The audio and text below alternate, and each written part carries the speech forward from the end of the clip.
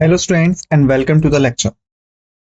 So students, as we know that we are covering the National Disaster Management Authority. Okay, this is the topic on which we have been discussing. All right, and basically within this series, these are the topics that we have scheduled for the discussion. Starting with the definition part. Thereafter, the disasters happen over time. Thereafter, the causes of a disaster. Then the impacts of a disaster. Then the elements of disaster management in India. Thereafter, the establishment of the NDMA. Thereafter, the objectives of the NDMA. Thereafter, the functions of the NDMA. Thereafter, the additional functions of the NDMA. Thereafter, the State Disaster Management Authority. Thereafter, the District Disaster Management Authority. Okay, so these are the topics that we have scheduled for the discussion. Okay, if we talk about the topics that we have completed so far, so basically we have done with the definition part. We have done with the disaster happened over time. We have done with the causes of a disaster. We have done with the impacts of a disaster. Okay, these four topics are the topics that we have covered together. The topics we are left with are the elements of disaster management in India, establishment of the NDMA, objectives of the NDMA, functions of the NDMA, additional functions of the NDMA, State Disaster Management Authority, District Disaster Management Authority. Okay, so this is the picture that we have created so far altogether. Basically, in this lecture, we will start from where we had left in the previous one. I hope that you have revised the previous lecture in the well enough manner before you have come for this lecture, as many times I have told you that is for your own benefit. All right, so let's start. So basically, impacts of the disaster we have completed. Now, basically, we are going to talk about the elements of disaster management in India. All right, so far whatsoever we have discussed, like causes, like the impacts, okay, like the meaning. All right, basically all that things were concentrated regarding the disaster,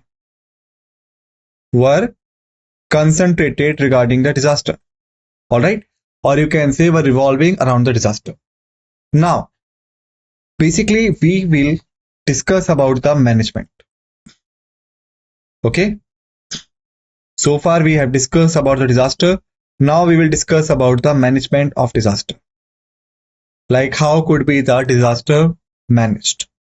All right, and basically in order to manage a disaster, there are many elements that could be implemented. There is no single practice, no single element through which we could manage each and everything.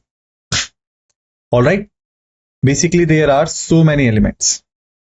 All right, so basically in order to start it, we can say disaster management in India, all right, basically consists of four key elements. How many elements they consist? Four key elements they consist. All right, and what are these elements? Risk reduction, all right, mitigation, all right, quick response, all right, recovery. Okay, risk reduction, mitigation, quick response, and recovery. These are the four elements that could be employed in order to maintain the disaster or manage the disaster. All right, these elements are integral to the country's disaster management strategies. So you can say basically these four elements we employed whilever we talk about the management of disaster, we talk about the strategies of managing disaster. All right, so basically in India we practice these four factors. Okay, so let's move forward. All right, The first factor is the risk reduction. First factor is the risk reduction. But before this, let me ask you one question, that one simple question, which I have already asked you in the previous lecture also. The question was, since we are talking about the disaster, all right, the question is, which is the India's most devastating earthquake? What is the place? All right, it is the first question. So, to answer this question, you will have 30 seconds, then I will give you the answer. And your time starts now. The question is, I'm repeating the question, but the time is still going on. Which earthquake considered as India's most devastated earthquake? What was the place? Okay, 20 seconds have been passed off. Last 10 seconds are remaining.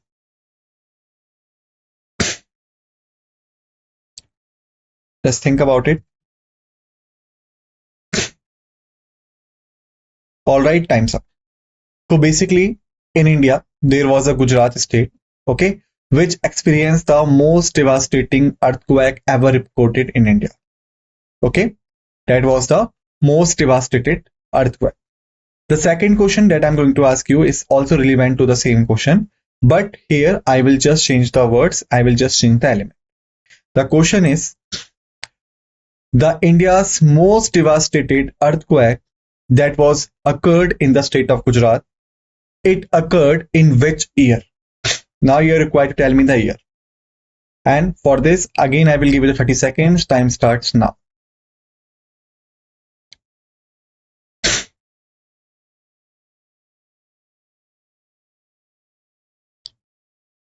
Ten seconds have been passed off. Last 20s are remaining.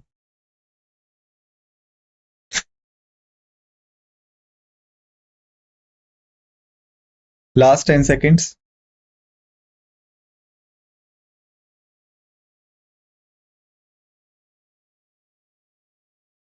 Time's up. So the correct answer is year of 2001. Okay. So in 2001, in the state of Gujarat, India reported the most devastated earthquake. Okay. That claimed the life of nearly about 13,000 to 20,000 people. Okay. And that earthquake was spreaded from Run of Kutch to the most of the area of Gujarat, even including the southern Rajasthan area. All right. So now, by the number of that tool, you could assume like it was the most devastated earthquake. Okay. Similarly, the next question which I will ask you, these questions are general awareness questions. All right. The question is, which is the world's most, you can say, devastated earthquake recorded the highest number of magnitude? Or that we make it simple for you, which earthquake recorded the highest number of magnitude in the world? All right. Again, to answer this question, I will give you the 30 seconds and the time is going to be start now. Just think about it.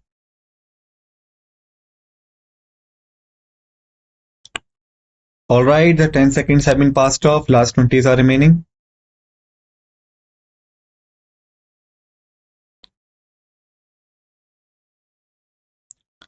Last 10 seconds are remaining.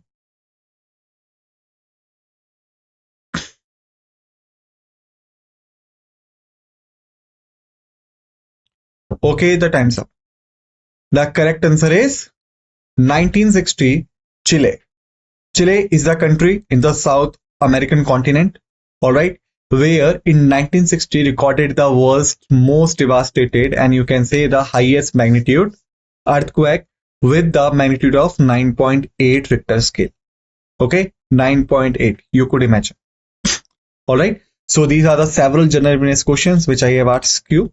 All right, I hope that these questions may enhance your general knowledge about the disaster, because we are right now talking about the disaster and the managing strategies. Okay, so first strategy, first element in the order of disaster management is the risk reduction. Okay, risk is any kind of danger that could harm you. All right, that is the risk. Reduction is reducing the impact of that particular harmful or hazardous thing. Okay, so basically the risk reduction involves first identifying. Okay, like if I ask you, you are required to manage the risk. Okay, you are required to lowering the chances of the things that could causes a risk, that could causes a harm to you. So the first thing what we will do, you are required to identify the areas.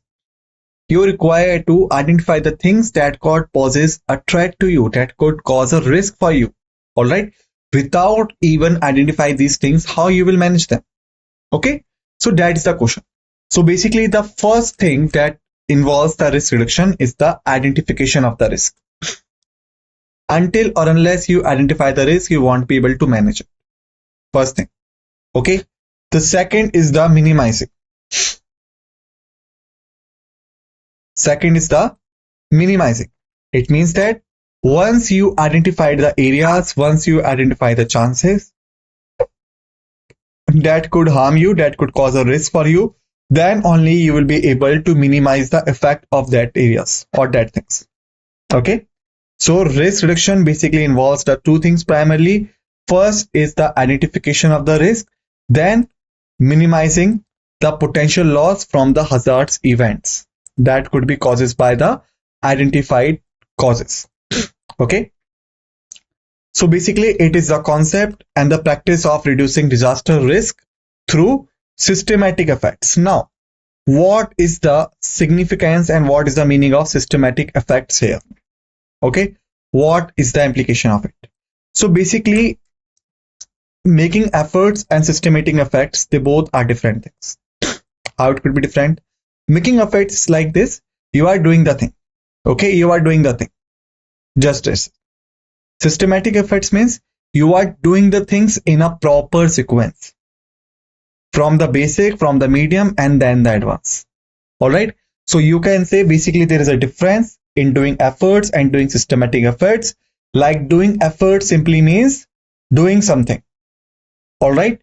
Systematic efforts means doing the things in a proper manner, like starting from the beginning, reaching the mediocre, and then the final phase. All right. So basically, when we talk about the reducing disaster risk, so basically we could not, you can say, rely on the efforts making. Basically, we rely on the systematic efforts making. Okay. Because of this, then only we will be able to analyze the causes. Okay. When we will analyze them, we will get a sufficient input about them.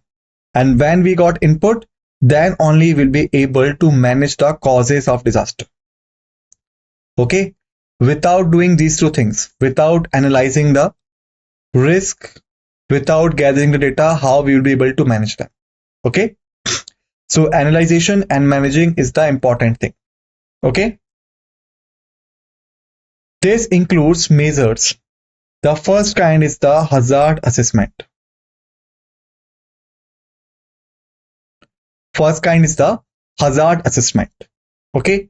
Like identifying the potential hazards in a given area. Okay. Like suppose if I ask you, like you are required to manage the risk. Okay. And you can say you are required to manage the risk of the earthquakes. Okay. And then you have been sent to some area. So what do you think? Like what are the potential hazardous areas in that particular area? Okay. Which buildings, which areas possesses the most vulnerable threat from the earthquake? How you will identify them? Just think about, then I will tell you. Okay. 20 seconds you have, just think about it. Just think about the possible ways, how you will do it. Okay. Then I will give you the answer. Last 10 seconds you have.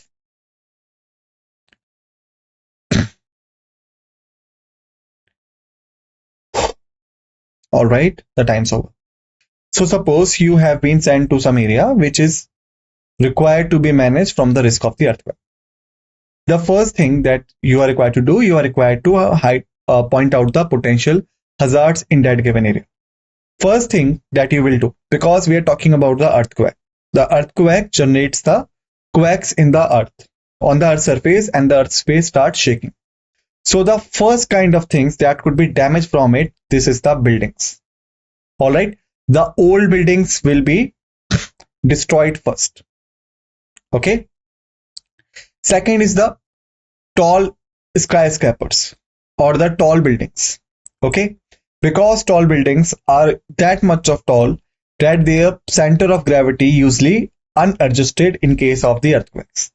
Okay, so they possess a high risk of getting down or destroyed during the earthquake occurrence. All right, and because they are high, okay, normally suppose we are talking about the 40-story building or 40-floor buildings. All right, so because it is having the 40 floors, so the one who are on the top, what do you think? Are they able to run down at the ground in a shorter duration? No. Okay, even however, it is not a good idea to take the lift. It is not the good idea to take the lift during the earthquakes. All right, but suppose if somehow the person is trying to getting the lift, even if he takes the lift, it will require a time for him to get down on the first floor or the ground floor. Okay, so that's how, by analyzing or by identifying the building, their structure, all right, and the occurrence of the natural disasters, you will be able to find out the potential hazards. So first is the hazard assessment. Like when you visiting the area, you notice that there are 40 old houses, okay, that could be prone to the earthquakes. Thereafter, you have noticed there are 10 tall buildings, skyscrapers, that could be damaged because of this particular earthquake and all. So on the basis of this input, what you will do? You will formulate the, you can say, further steps. All right. So here we have completed the hazard assessment. Now, vulnerability analysis. So first you have identified the hazards. Now you are required to understanding the vulnerabilities of communities and infrastructure. All right. Like suppose you are, you can say you have been sent to an area, okay, which is the flood prone area. The floods usually occurs and it is the rainy season. All right. The rain is heavy. So whenever the rain is heavy, automatically the situations will be of the flood situations. All right.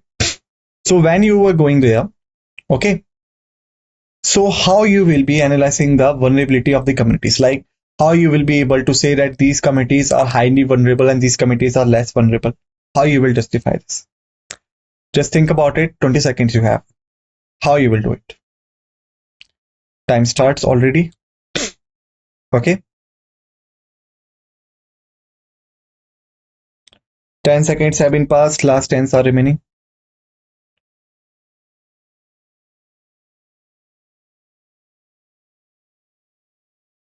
Okay, the time's up.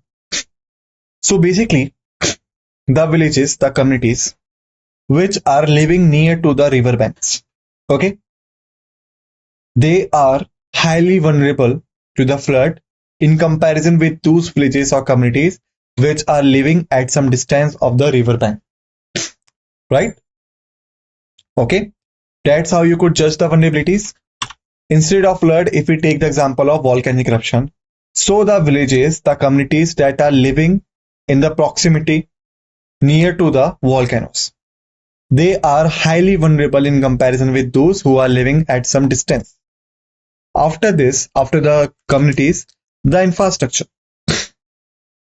Okay, like if it is a matter of earthquake, okay, then the road infrastructure, all right, the plain road highway is less vulnerable in comparison with the overbridges, metro bridges, okay, hanging bridges and all. Why? Because these bridges are situated at some height of from the ground. Okay, so whenever the earthquake will occur, that shaking may, you can say, may weakens the pillars on which they are hanging, and because of this they could collapse easily. All right, So hazard assessment and vulnerability analysis, these are the two things that help us in the risk reduction. Why? Because in the first thing, in the hazard assessment, you identify the potential hazards in an area. Okay, you have gathered the input regarding this. Thereafter, you have done the vulnerability analysis. It means that you identify the communities and the infrastructure that are highly vulnerable than the others. Okay, and these two things could justify the first two things in the risk reduction, like identifying the risk. Once you identify them, accordingly you could minimize them. Without doing the first step, you won't be able to do the next step, right? Thereafter, the next step is the risk mapping. What is it? So here, if we look at it carefully, what we are getting, there are two things associated. First is risk, second is mapping. Okay, first is risk, second is mapping. Okay, so in this, basically creating maps that highlights the areas which are at high risk for specific hazards.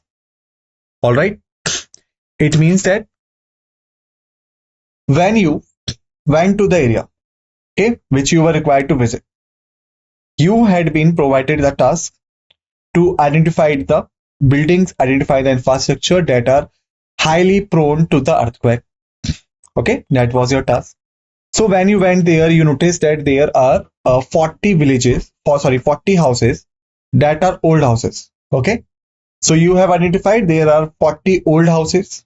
Okay, then you identified there are 10 long buildings or the skyscrapers. In addition to this, you have also identified that there are at least 20 bridges. Okay, so total, how many hazards you have identified? Okay, first 40, then 10, then 20. Just add them. So total there are 70 things. Okay, there are 70 areas that are highly prone for the earthquake, highly risking areas. 40 houses, 10 buildings, 20 bridges. All right, so now after identification, you are required to mapping them. Risk mapping, it means that you are required to prepare the map of that area where you have visited. Okay, after this, you are required to identify those 40 houses, or not identified, but pointed out those 40 houses, those 10 skyscrapers, and those 20 bridges which you have noticed. You are required to identify them, pointed on them, and you are required to highlight them on the map. So anyone who will look at the map of that area where you had visited, he would be come to know that these highlighted points contains the hazards areas, or you can say areas prone to the earthquakes. All right, so that is called the risk mapping. And how it will be helping? Like suppose if you are getting the information that the earthquake may hit that particular area. All right, so because you have already prepared a highlighted map which is highlighting the areas that are highly prone to the earthquake, then you could make arrangements to that places accordingly. All right, that's why risk mapping is important, because it's provide you a way to arrange the things in a proper manner even before the occurring of the earthquakes or any kind of hazards. All right, with the proper manner. Thereafter, the public awareness and education. Okay, informing communities about risk and how to mitigate them. Like basically you can say it is not possible, okay, or you can say it is totally difficult, highly difficult, okay, to provide the help to each and everyone during the occurrence of the disaster or even after it. All right, because the relief teams could only reach the area once the disaster occurred, because disaster occurred suddenly and violently. All right, so in the shorter duration, the disaster caused a you can say huge